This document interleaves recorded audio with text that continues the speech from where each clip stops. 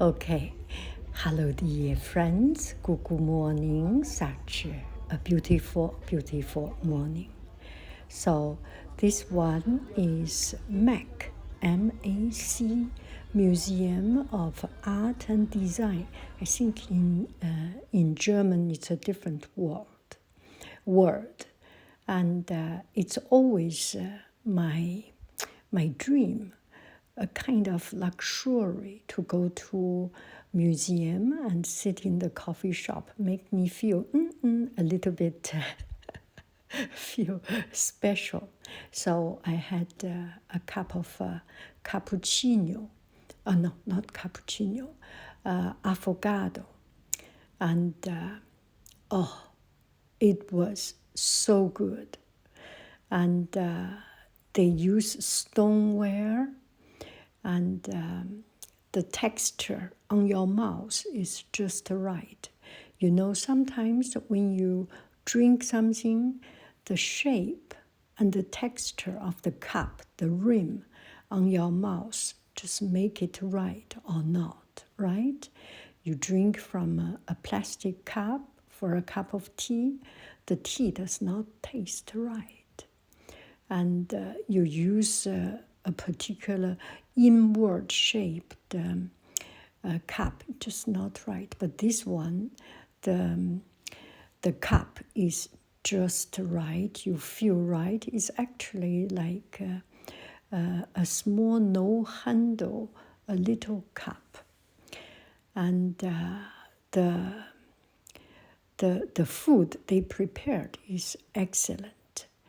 It's a foamy espresso coffee, and you can feel the pressure from the machine, and it's very smooth, very refined little foam by itself. No coffee, no milk, no cream, not milk blended, just by itself. It's through espresso, that very refined small foam. And then on top of it, a small yellowish color, creamy color ice cream. It's vanilla ice cream. It's pure. It's not overtaking anything. And a little bit yellowish color, creamish color, not very pure white. And this is another reason that I recently get to know that cheddar cheese is actually cheese by itself. It's just a white color, and the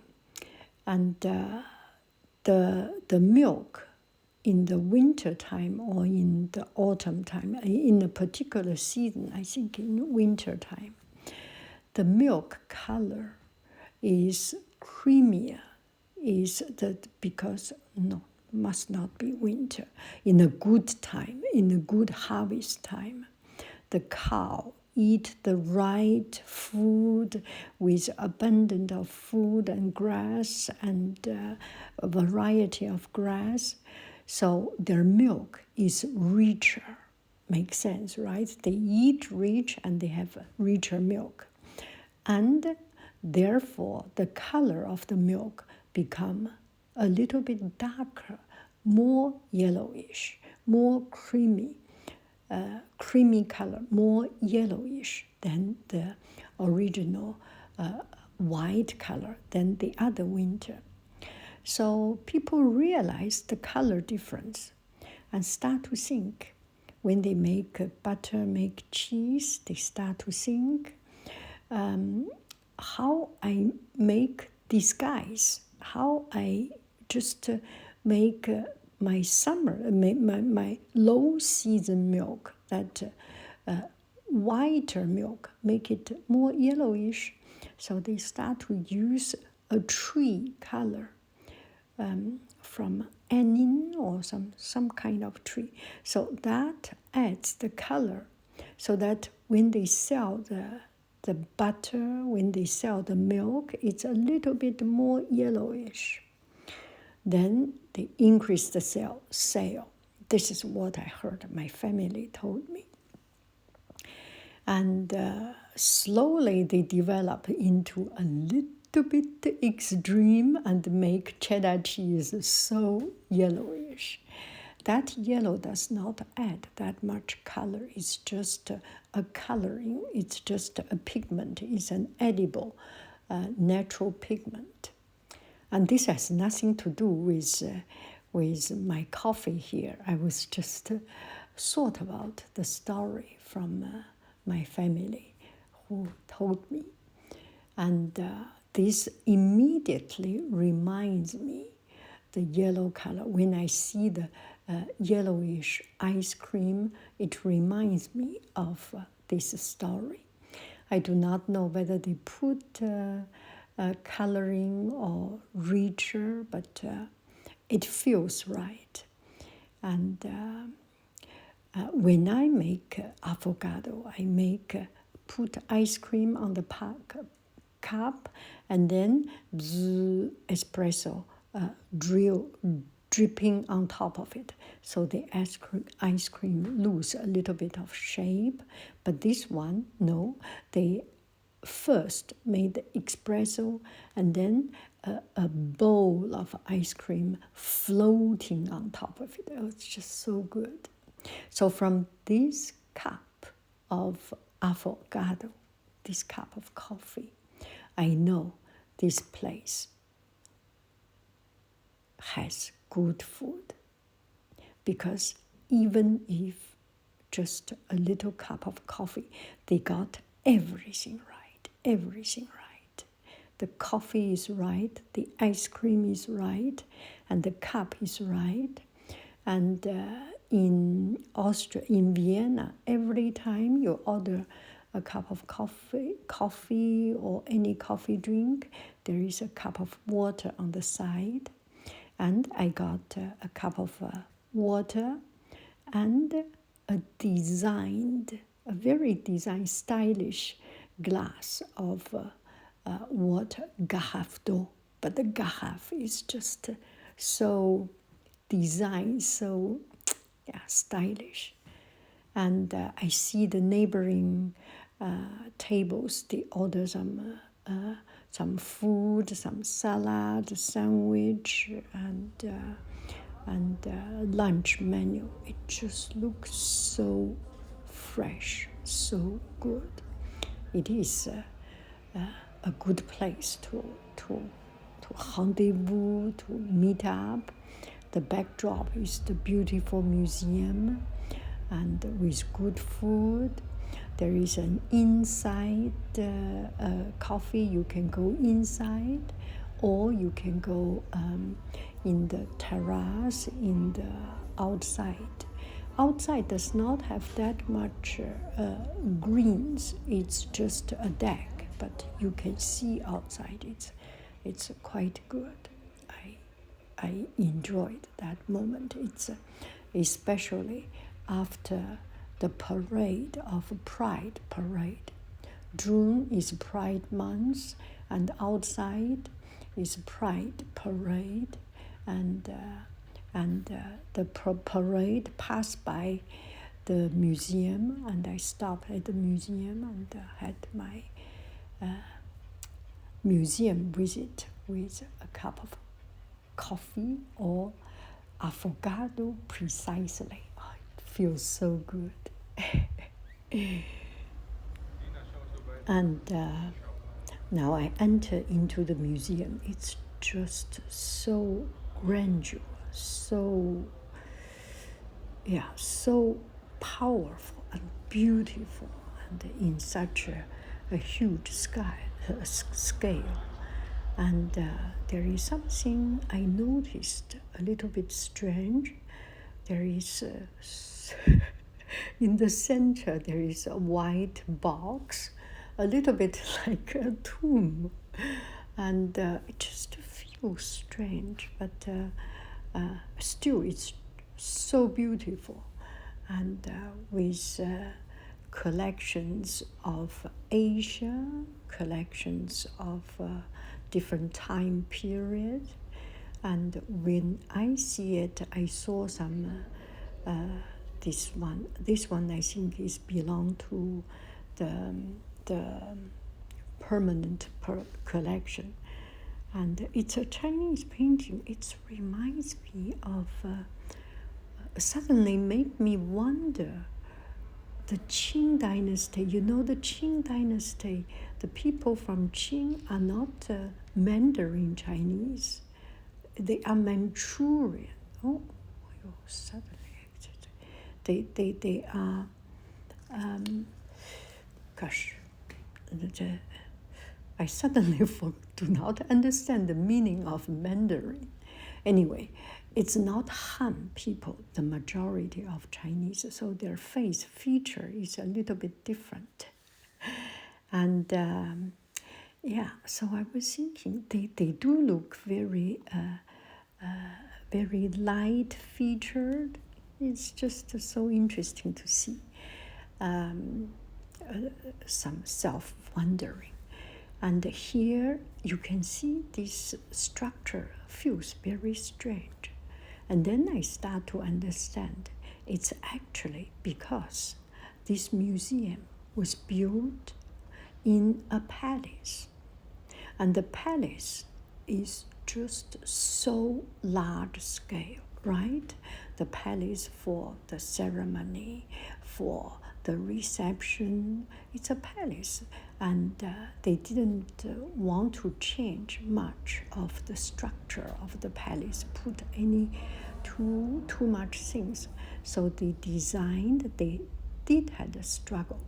The designers, the architectural design or interior designers of that place, of MAK, Museum of Art and Design, they had struggle, and finally they arranged it this way.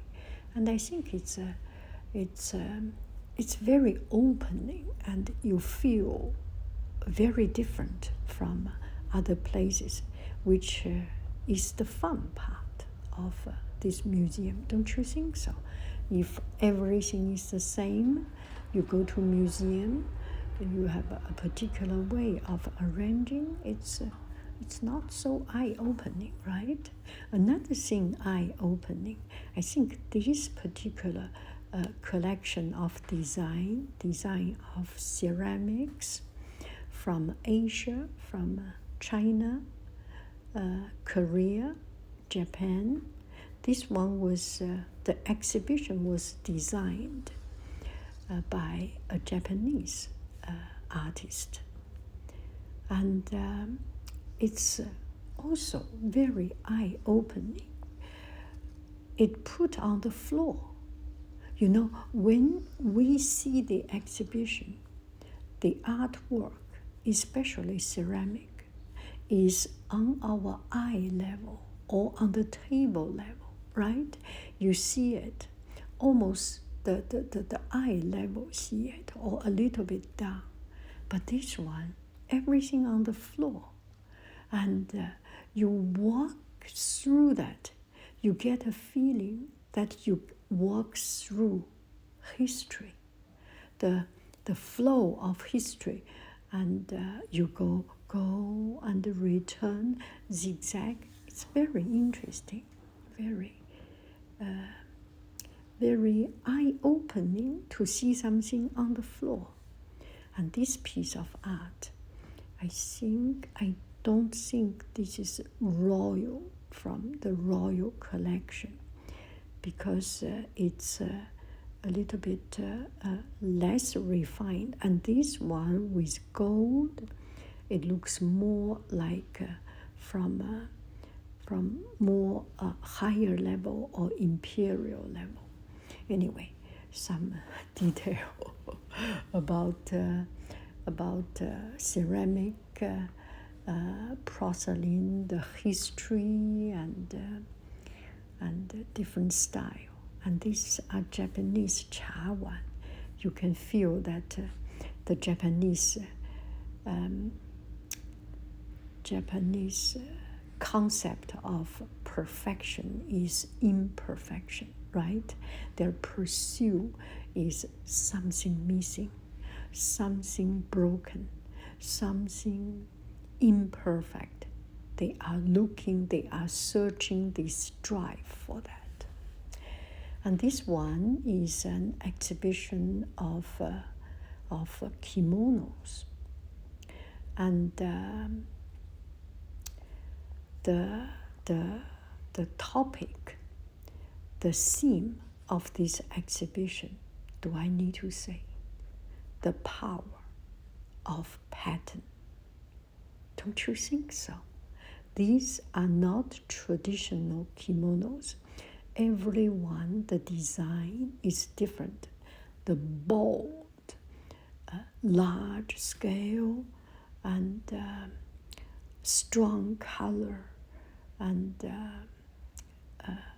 aggressive shape, and huge image. These were not the usual kimono when we see the very refined small flower, small cherry blossom, inhua, sakura, small little fans. It's different. So you do feel the power of pattern and repetitive pattern, which is very, very, very powerful and eye-opening. And here I am,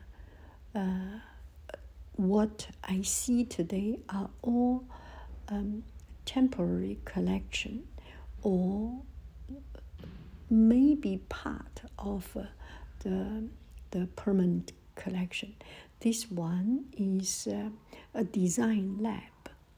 So I have seen one young man, looks like students, have a notebook there, and the whole museum, there is one room for people to draw something. I sit there and get a piece of paper and write down something. And I sat there and wrote something on a piece of paper. So there were pencils, and color pencils, and paper, and coloring page, and very roomy space chair for you to write. And this one, I think, is infinity mirror. They use the mirror, the power of a reflection, so you can feel yourself is infinite. It's actually just one computer, and you will, myself, I block the view, so you do not see that much, but you can see the repetitive, infinite image. And Yang Haiying is just being the silly Yang Haiying.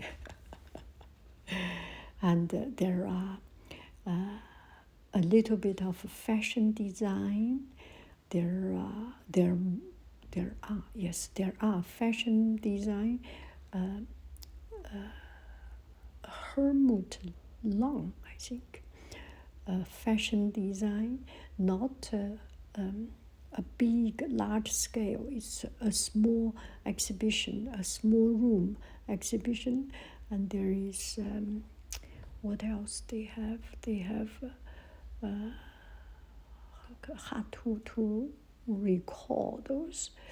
A manga design, typography design, and different kinds of designs and interesting things. It's just you feel eye-opening. And I see the glass through different angle to see the cabinet, to see the glass chamber. Very interesting. It's a museum of art and design, and you do know that it was designed, arranged, created by artists, by designers, and by people with different view, with different way of presenting things. And coming to Vienna, there are so many museums and a lot of castles, a lot of palace, and and royal collections. And this one, although in the palace, it brings a lot of a new idea, different idea, and new way of thinking, and new way of thinking about future, new way about worrying about the future. And it's very good. And this one is a chair exhibition. And they use the light reflection so that you see the real chair, and then you see the reflection on a piece of white fabric. And the main road is actually, this is the main road where I am shooting right now when I am recording. So you actually do not see the chair. You only see the silhouette of the chair. So it's so stylish and so soft, and the design itself is soft, but with the light it bends a little bit and make it even softer. And I just find it so very interesting. You see this chair, it becomes a curve when it comes to reflection. So that's very well planned, very carefully thought about the angle of the light, about the shape and the distance. Actually, the light are all on the same distance. I mean, more about the angle, how much opening of the light, how much focus, and which particular point to put in the focus. That was very well designed. And here is the palace with beautiful, very stylish Baroque style. Baroque is, I particularly have hard time to distinguish Baroque and Rococo. So Baroque, you feel powerful, you feel strong. So my concept of Baroque is very grandeur, very powerful, very large, very extravagant in the sense not over showing, not overdoing it. It's just make the best and use to just the right extremity of showing the beauty. And Rococo, on the other hand, Rococo, you feel a little bit feminine. Even your tongue is rolled. You feel it's curved, it's soft, it's smooth, it's wavy, and it's curly. So Rococo is a further development or further extension of Baroque style. That's what I see it. And there are 2 floors of this exhibition, or maybe 3 floors. I forgot exactly. Maybe only 2 floors, and the 3rd floor, or maybe 3 floors. I forgot. Anyway, it's just so very impressive. And that's a little bit of this museum. And going to museum, of course, you take a selfie with the lighting. I see the lighting on my white hair. It's quite make me feel good. And in the museum, at the entrance area and in the lower floor, there is a huge sofa, and people can sit there and I saw a little boy sitting there. So here I am, jumping on it, huge sofa. Bye bye, friends. I love you. I really do. Do, do, do, do. Do, do, do. Goodbye, bye.